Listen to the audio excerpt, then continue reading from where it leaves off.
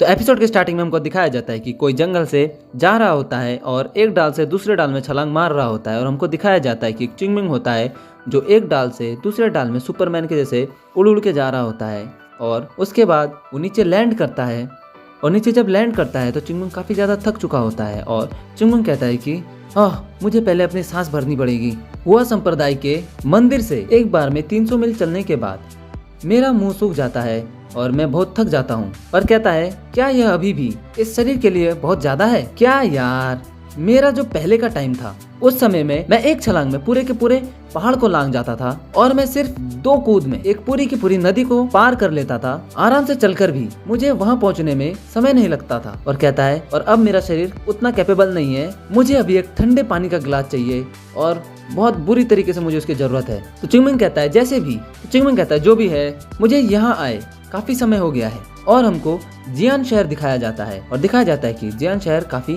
सुंदर है और चिंगमिंग उस पहाड़ी के ऊपर आके जियान शहर को देखता है और चिंगमिंग कहता है कि मेरे पास इस जगह से भरी बहुत सारी यादें हैं। तो चिंगमिंग अपने पिछले जन्म की बात याद कर रहा होता है और वो याद करता है कि कैसे वो शराब पी के वहाँ आराम से घूम रहा होता है और कहता है कि ये बात, और हमको बताया जाता है कि तब मैं माउंट हुआ संप्रदाय का 2nd लेवल का शिष्य था।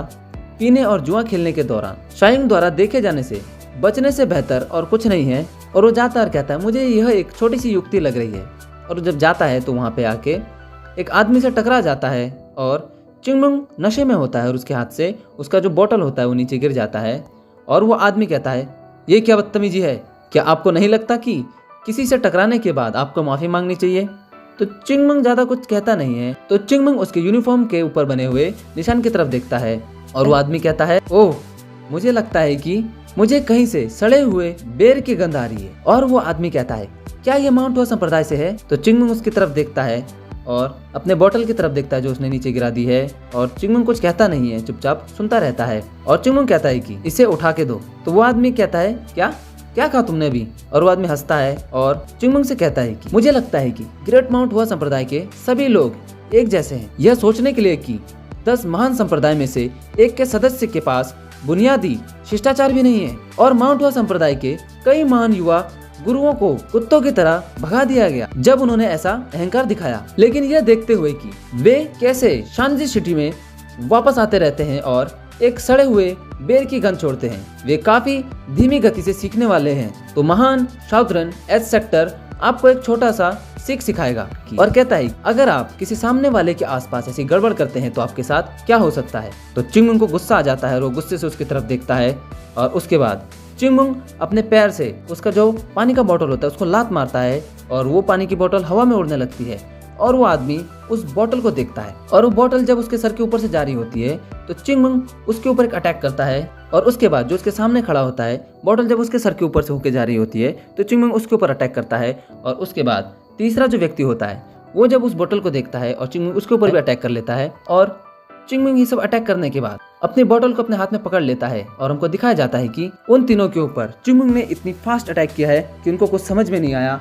और उसके बाद वो तीनों के तीनों हार चुके हैं और चिंगमिंग बड़े आराम से अपने हाथ में बोतल पकड़ के कहता है माउंट हुआ सेक्टर और साउथर्न एज सेक्टर व्यवहारिक रूप से एक दूसरे के शत्रु हैं, क्यों आप पूछ सकते हैं। और वो कहता है आपको इसके विपरीत पूछना चाहिए, हम दुश्मन क्यों नहीं हैं। और वो कहता है अरे यार मेरी पानी की बोतल खत्म हो गई। तो चिंगमिंग कहता है अरे यार मेरी ये बोतल खत्म हो गई, मुझे इसको दोबारा भरना पड़ेगा। और चिंगमिंग कहता है वास्तव में निकट के महान संप्रदायों के लिए एक दूसरे के शत्रु होना स्वाभाविक है। और चिंगमिंग कहता है तथ्य से कि वे दोनों तलवारबाज संप्रदाय है और यह कि वे दोनों तलवार तकनीक और इसी तरह की अन्य तकनीकों का उपयोग करते हैं और इन्हीं समानता के कारण दोनों के बीच में एक भारी प्रतियोगिता थी। और जब भी इस बारे में कोई विवाद होता है कि कौन सा संप्रदाय अधिक मजबूत है तो यह तुरंत ही एक तलवार द्वंद्व की ओर ले जाता है, क्योंकि यह 2 वर्गों के बीच की लड़ाई है। और उसके कारण माउंट हुआ संप्रदाय के लोगों ने साउथर्न एज सेक्टर के लोगों का सामना करने से बचने की कोशिश की, जिसका मतलब है कि उन्होंने शांजी जाने से परहेज किया। हालांकि मेरे लिए ऐसा नहीं था, क्योंकि शांजी मेरे लिए शाइंग की आंखों से बचने का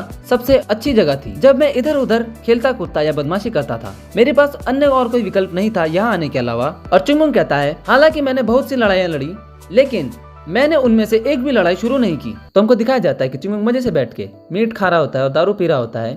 और उसके बाद हमको दिखाया जाता है कि और उसके पीछे से साउथर्न एच सेक्टर के कुछ स्टूडेंट्स आ रखे हैं उससे लड़ने के लिए। और उसके बाद हमको दिखाया जाता है कि और उनको मार मार के उनका ढेर बना रखा है। और चिंगमुंग कहता है वे बस एक लड़ाई की तलाश में मेरे पास आ रहे थे। और हमको दिखाया जाता है कि चिंगमुंग के पीछे पूरा का पूरा पहाड़ बना हुआ होता है, उसने इतने स्टूडेंट्स को पीट रखा होता है और उसके बाद भी वो मजे से खड़ा होता है। और चिंगमुंग कहता है अब जब मैं पीछे मुड़कर देखता हूँ तो वे काफी स्थायी थे। करीब करीब मारे जाने के बाद वे मेरे पास आते रहते थे, मानो उन्हें पिटने का शौक था। और हमको दिखाया जाता है कि चिंगमुंग फिर से वही कर रहा होता है, खा रहा होता है, पी रहा होता है। और उसके पीछे से साउथर्न एच सेक्टर के स्टूडेंट्स आ जाते हैं जिनका हाथ पैर टूटा हुआ होता है, फिर भी उससे लड़ने के लिए आते हैं। और चिंगमुंग उनको दोबारा पीट देता है और वहाँ पे पूरा तबाही मचा देता है। और चिंगमुंग कहता है कि वे लोग पागल थे जिन्होंने मुझ पर सीधा अटैक किया, जबकि उनको पता था कि मैं माउंट हुआ संप्रदाय से हूँ। और चिंगमुंग कहता है कि और उनकी यह दृढ़ता शायद साउथर्न एच सेक्टर होने में प्रमुख कारण था। और चिंगमुंग कहता है कि और यही कारण है मुझे लगता है कि अगर मैं उनका सामना करूंगा तो एक बड़ी मुसीबत आ जाएगी। तो चिंगमुंग अपने ड्रेस की तरफ देखता है और कहता है ना ये चल जाएगा, चलो देखते हैं क्या होता है। तो चिंगमुंग वहाँ की तरफ जाने लगता है और कहता है ऐसा नहीं है कि वे सक्रिय रूप से मुझे ढूंढ रहे हैं जैसे उन्होंने मेरे पिछले जीवन में किया था। और यहीं पे हमारा ये एपिसोड